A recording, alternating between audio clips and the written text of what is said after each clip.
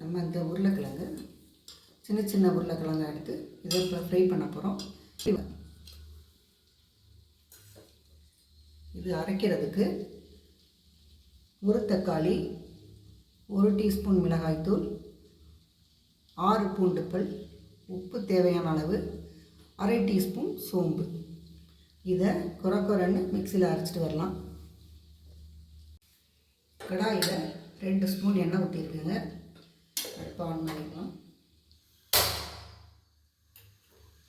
இப்போ இந்த மாதிரி குறன்னு அரைச்ச விழுதை இதில் சேர்த்துக்கலாம்.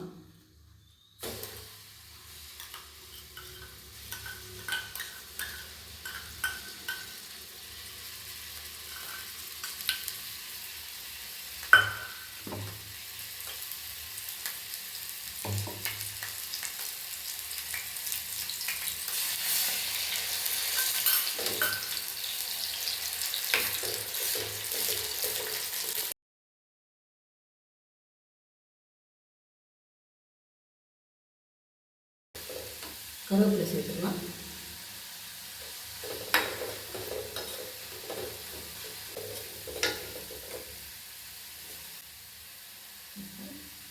சின்ன உருளைக்கிழங்கு சேர்த்துக்கலாங்க.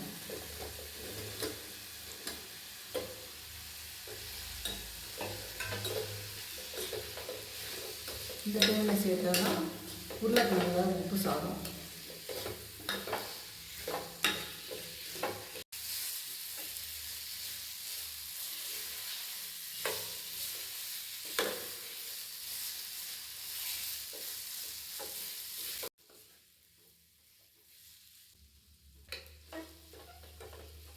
உருளைக்கிழங்கு மசாலா ரெடி ஆகிடுச்சு.